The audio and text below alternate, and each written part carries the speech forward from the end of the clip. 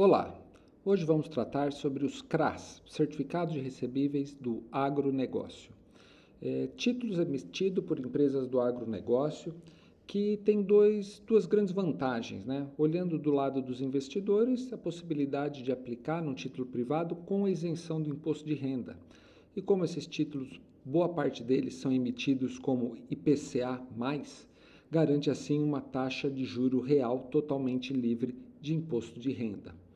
E o nosso foco aqui vai ser o lado dos emissores, das empresas. Essa é uma fonte de captação de longo prazo, é uma fonte de captação que também tem a seguinte característica, ela está fora, vamos dizer assim, dos bancos, né? A gente viveu nos últimos anos um processo de concentração nos bancos, e quem tem uma atividade aí capital intensiva, essa é a possibilidade de um acesso diretamente no mercado de capitais.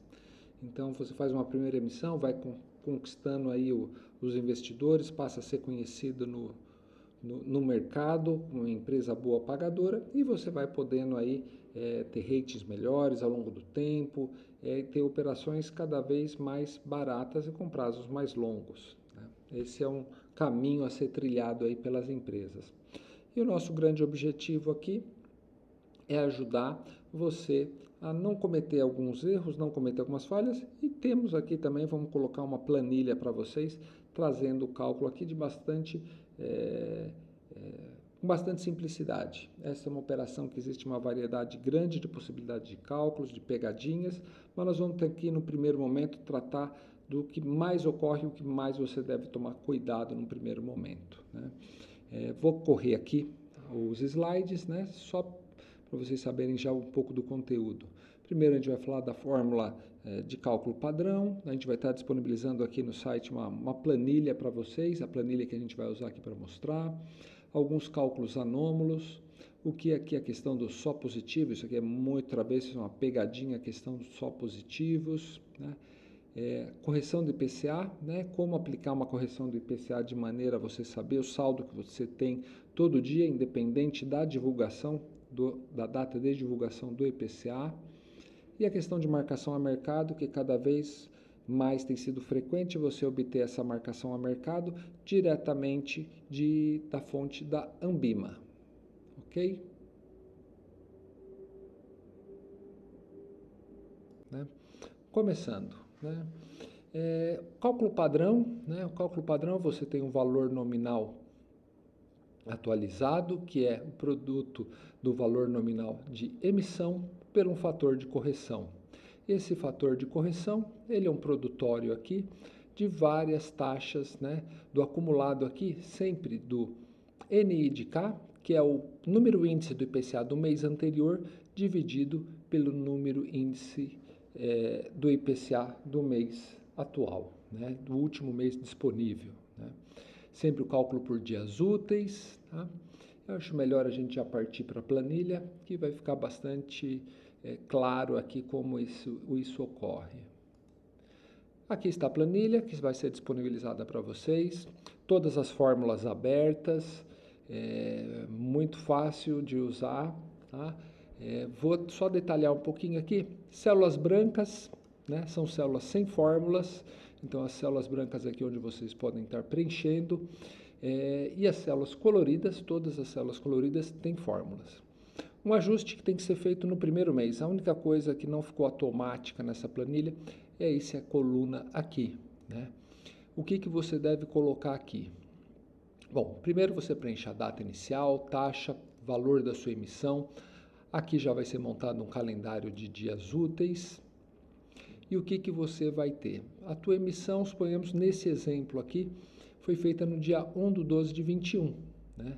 Então, usualmente, né, uma prática muito grande, extremamente recorrente, que a data de aniversário dos CRAs sejam sempre no dia 15. Eu acho que de mais de 200 CRAs que a gente chegou a olhar aqui, a gente viu 2 CRAs aí que tem data de aniversário diferente do dia 15. A esmagadora maioria, esse é o praxe, é o padrão que o mercado tem adotado, né? Então, o que a gente tem que fazer aqui? Bom, coloquei aqui, vejo quando que foi o primeiro dia útil aqui, né? O primeiro data de aniversário, né? Foi dia 15/12, aqui do 21. eu tenho que contar daqui para trás, até a data de aniversário anterior, quantos dias úteis a gente teve no período. E a gente preenche isso aqui manualmente, né? Essa fórmula aqui, suponhamos que isso aqui tivesse sido lá no dia 20/11. Então, a gente teria 20/11 aqui, a gente teria que esticar um pouco mais esse 21 preenchido aqui em branco e apagar um pouco de fórmula ou puxar um pouco dessas fórmulas aqui para cima, tá? Aqui a gente vai colocar o IPCA do mês anterior, né, célula branca, e aqui em diante sempre o último IPCA divulgado. Né? O que mais? Aqui, sempre que você tiver um pagamento de juros, você simplesmente coloca um X e ele vai fazer o descarrego dos juros. E nessa coluna, o percentual de amortização. Aqui um exemplo, 50% de amortização, depois 100%. A gente fez um crack bem curtinho, só para você poder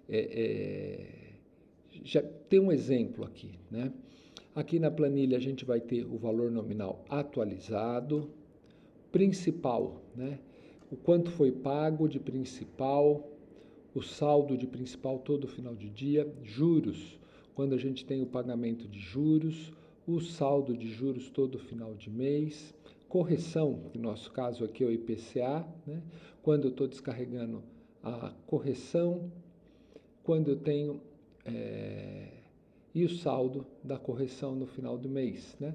E aqui o valor da parcela e meu saldo devedor todo final de mês. Uma planilha bastante prática. Temos aqui algumas células aqui que são apoio, vou reexibir. Vocês vão ver aqui todas as fórmulas abertas, tem algumas colunas aqui de apoio. Isso aqui vai até a linha 5000, né? Já está tudo preparado para você não precisar. Se você esquecer que tem isso aqui escondido, você não ter problema. Vamos retornar, tá? E aqui nós temos um exemplo, né? Tenho aqui um exemplo de uma operação aqui no sistema. Dá uma olhada, é uma operação de 150 milhões com 4 pagamentos, né? Paga juros, depois 50% de amortização do saldo, depois mais 100%. Né? Aqui a gente tem aqui o saldo dia a dia. E aqui está a planilha. Bastante fácil, bastante prático. Se você der uma batida de olho aqui e olhar, principalmente o nosso cabeçalho aqui da operação, você vai ver que está bastante prático e aqui não passa da implementação daquelas duas fórmulas que vocês têm, né? Essa é a parte aqui que é uma ajuda já a dar uma planilha implementada para você poder já começar a fazer o cálculo, que é o mais simples, né? O básico, sem nenhuma tipo de anomalia, de pegadinha, tá? Dando a sequência aqui. O que eu considero aqui o primeiro cálculo anômalo que você pode encontrar? É raro, mas acontece, né? Que a gente fala aqui que é a taxa de juros mensalmente prorrateada. Olha só o que acontece. Acontece o seguinte, vamos pegar um exemplo aqui, ó. Num dia 15, nesse caso aqui o primeiro dia útil, dia 17 de janeiro, até o dia 15 de fevereiro. A nossa taxa é 7%. Esse é o cálculo aqui que está sendo feito os juros, prorrateado por dia útil. Mas, né, em alguns casos, o que é feito? Esse 7%, a gente divide por 100, soma 1, ou seja, capitalizamos a taxa e tiramos a raiz 12, para ter uma taxa mensal, né? E essa taxa mensal, ela é prorrateada pela quantidade de dias úteis de uma data de aniversário até a outra, né? Então, nesse caso, ela seria prorrateada por 21 dias úteis. No período seguinte, essa taxa mensal seria prorrateada por 18 dias úteis, depois por 23 dias úteis. Ou seja, dia a dia, se você for calcular os juros, né, você vai encontrar coeficientes aí, percentuais diferentes, né? Isso é raro, mas acontece, mas já fica a dica se você se defrontar com essa situação. Dando sequência, isso aqui é o que a gente chama de cálculo aqui travesso, né? É uma condição, nós trazemos aqui até o exemplo de uma cláusula que a gente observa aí num CRA de verdade, só positivos e marca d'água. Aqui a gente tem a questão do só positivo. Vamos ler aqui. A atualização monetária será aplicável desde que a variação seja positiva, devendo a variação negativa ser desconsiderada. Não serão devidas quaisquer compensações entre a devedora e emissora ou emissora e os titulares de CRA sênior em razão do critério adotado. O que está acontecendo aqui? Olha só. Imagina que você emitiu um CRA e você está lá acompanhando, né? Você fez uma emissão em IPCA, sua expectativa é que se o IPCA suba, você vai ficar mais caro, se caia, no geral você fica mais barato, você atrelou ao índice de preços. Mas alguns CRAs têm essa cláusula marota, onde quando o IPCA sobe num período, num mês, você tem uma correção positiva. Quando ele cai, você não tem a compensação negativa. E qual seria aí, um exemplo aqui, o pior cenário para isso? Imagina um ano hipotético, onde em janeiro você tem 1% de inflação positiva, fevereiro 1 negativo, daí março 1 positivo, abril 1 negativo e assim sucessivamente. Ou seja, a gente tem ao longo desse ano 6 meses com 1% positivo, 6 meses com 1% negativo. Ou seja, ao longo do ano nós não tivemos nada de inflação, tivemos 0 de inflação. Mas nós tivemos 6 meses positivos de 1%, ou seja, o teu CRA vai ser onerado em 6%. E esses 6% negativos são simplesmente desconsiderados, né? Essa é uma cláusula que não consideramos justa, né? Se está no CRA, está assinado como um acordo, ok.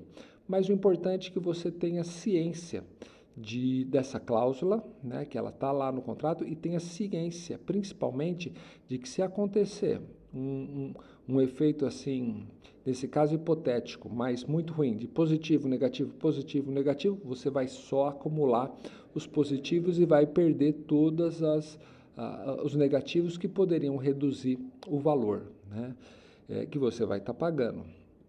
Existe também uma outra possibilidade, menos frequente, que é o marca d'água, onde sempre que o CRA, sempre que o IPCA aumenta, você vai aumentando o valor da correção. Porém, quando ele cai, você não reduz. Mas esse é um pouco menos pior, porque você só volta a aumentar quando ele passou aquele teto acumulado anteriormente, né? São duas condições aí que acontecem. Essa dos só positivos é bastante frequente, aproximadamente aí uns 15% dos CRAs que a gente observa no mercado tem essa cláusula marota, e a gente encontra muitas vezes o cliente não notou isso, né, que isso foi colocado, não esperava isso, acontece, ele só realmente tem a percepção disso na hora que vai pagar, vai corrigir e não tem a correção negativa, né? Mas o principal ponto é tentar na hora da negociação, na hora que você está negociando o CRA, e não deixar isso acontecer, né? Fiquem atentos. Dando sequência aqui, correção do IPCA. Uma coisa que sempre perguntam bastante é a questão principalmente, qual que é o meu saldo no dia 30, né? Porque o IPCA ele é sempre divulgado por volta do dia 7, 8, 9, 10, depende um pouco do calendário, mas você tem que saber qual que era o saldo do seu dia anterior, principalmente para efeito de fechamento de mês, contabilidade, né? E além disso, qualquer dia, né? É muito importante você saber seu saldo qualquer dia. O que a gente vê, e até essa planilha, ela está pronta para esse caso, alterando o passado, né?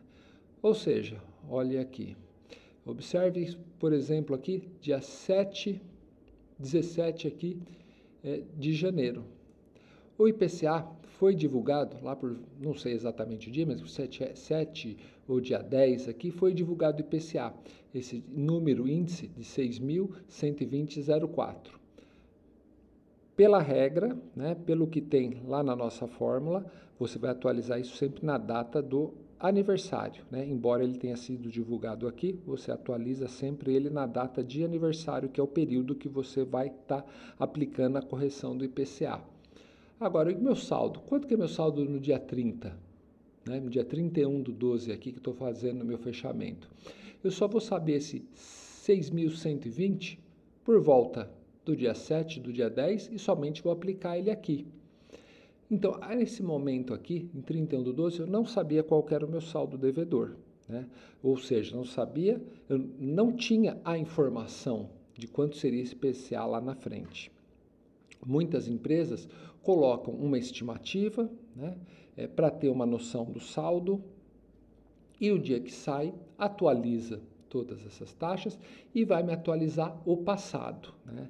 A gente não gosta muito dessa prática porque você vai estar mexendo, imagina que você tem primeiro, você no dia 31 você não pode afirmar qual que é o seu saldo, você não tem embasamento para dizer quanto é meu saldo devedor hoje. Isso já é muito ruim, tanto do ponto de vista aí de governança da sua dívida, de controle, né? Como efetivamente de ter que ficar esperando mais alguns dias para poder fazer o lançamento contábil. Mas é uma prática, ainda existe. O que a gente vai mostrar aqui, o que a gente recomenda, deixa eu pegar aqui. Deixa eu voltar aqui primeiro para mostrar o link. É trabalhar com as projeções da Ambima, né? Deixa eu abrir, já está aberto aqui. A Ambima, naquele link, né, já estava aberto, ela disponibiliza sempre projeções ao longo do mês, né? A gente está vendo aqui IPCA no mês de novembro, isso é gratuito, tem um histórico aqui de 12 meses para trás, também sempre é disponível, tem a projeção válida para um período, para outro período aqui no mês de novembro, né? Que é o mês passado aqui, hoje é dia 4 de dezembro, e um mês posterior. Então, você tem uma projeção que é divulgada, né, sobre o IPCA, ela é divulgada 2 vezes por mês, atualizada, amplamente usada pelo mercado e aceita pelas auditorias. E como que se faria esse cálculo, né? Precisa fazer uma série de transformações e ajustes na planilha. Eu somente vou usar aqui uma ideia para vocês de como fazer isso, tá? A gente faria o seguinte, todo dia, né, a gente vai lá no site da Ambima e vê qual que é a projeção. Nesse caso aqui, ó, 0,29, depois passou para 0,30, então eu olho qual a projeção. A projeção era de 0,30, com essa projeção de 0,30, eu posso vir aqui e me estimo qual que seria o meu IPCA desse mês. E vou atualizando, e vou estimando, e vou estimando, vou estimando, né? Então, qual que é a ideia? Eu estou trabalhando todo dia com uma projeção pública, divulgada, amplamente adotada, e eu tenho qual que é o saldo naquele dia. Mas minha projeção mudou. Suponhamos que chegou aqui no dia 5, minha projeção mudou nesse exemplo. O que acontece? Eu vou ter todo um ajuste, porque provavelmente a projeção era uma, mudou para outro valor, suponhamos que ela era de 0,5%, passou para 0,70%, né? Então eu teria um impacto, que eu descarrego ele todo numa data só, na data da nova projeção, né? Mas não mexo as projeções na data passada. Por quê? Porque na data passada, o que eu tinha era o melhor que eu tinha naquele dia. Eu não sabia como seria o futuro. E você vai fazendo isso subsequentemente, dia a dia. Todo dia você pode entrar no site da Ambima, pegar a projeção e ir atualizando. Mudou, você descarrega a atualização, o ajuste, né, da diferença entre o que estava projetado antes e o que passou a ser projetado, e continua daí trabalhando com a projeção nova, até o dia que é divulgado efetivamente o IPCA que aconteceu, né, que ocorreu no passado. Aí você descarrega todo o ajuste em um único dia. Dessa maneira, você sempre tem um saldo todo dia, que você pode dizer por que você calculou dessa maneira, qual é a fonte da projeção que você utilizou, e ele não muda no passado, né? Isso é algo assim bastante demandado, bastante interessante. Uma boa prática de se fazer, né? Mostrar aqui um pouquinho, olha só, dentre as possibilidades de cálculo, dias úteis, taxa mês, como se ajusta-se aqui um dia não útil, né? O primeiro período, muitas vezes, tem um ajuste de dia útil, aqui os cálculos mais exóticos.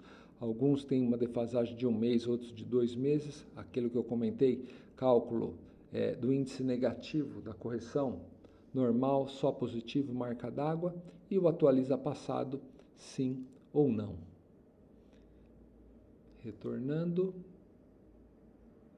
Marcação a mercado. A esmagadora maioria dos CRAs são feitos com a marcação a mercado tradicional, né? Você pode ir lá no site da B3, pegar o ajuste, o ajuste diário lá dos mercados futuros de IPCA, do mercado de DI, né? E fazer lá a sua projeção, extrair disso a projeção do IPCA. A gente tem um artigo aí também no site do CalcBank que pode ajudar com isso. Você tem sua projeção de IPCA, você traz isso a valor presente pela curva do CDI, né, pela estrutura a termo da taxa de juros. Também temos um artigo que trata disso no site do CalcBank, mas a marcação a mercado tradicional. Você projeta teu fluxo para o futuro e traz a valor presente pela curva do CDI, sem nenhum prêmio, simplesmente a curva do CDI. E o que tem no mercado e que é bastante interessante? A Ambima faz uma coleta, né, faz um trabalho junto com quem negocia os CRAs, com os bancos, onde ela tem todo um critério, onde você pega sempre a informação de pelo menos 5 bancos, tem que ter sido negociado pelo menos 2 dias numa janela de 3 dias, tem que ter sido negociado no mínimo alguns 2, 3 meses. Existe todo um trabalho depois estatístico em cima disso para você ter um preço de mercado justo, né, que possa ser adotado. E nesse preço de mercado, o que é interessante? É interessante porque você imagine uma situação, vamos pegar aí de uma empresa que teve algum problema de crédito. Se você for pegar o preço, fazer a marcação a mercado pela curva do IPCA e do CDI, você não vai estar capturando efetivamente o valor daquilo no mercado. Tua marcação a mercado está aí matematicamente correta, mas comprometida do ponto de vista de significância, né?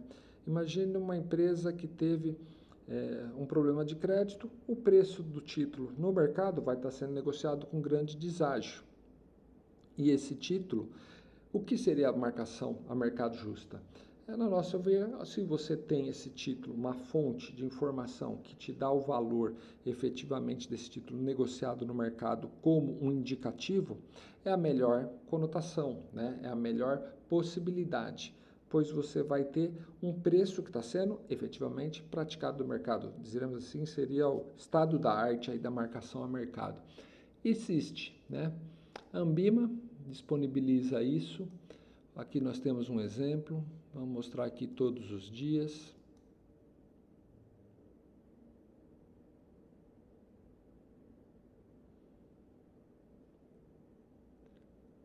Olha só, né? Naturalmente, nessa emissão aqui, o começo não tem nada até você ter um histórico, mas a partir de um determinado ponto, você começa a ter o PU Ambima, o preço disso que está sendo negociado no mercado.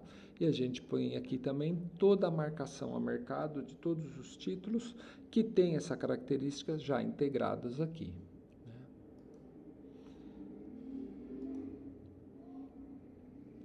Isso. Bom, esperamos que tenham gostado.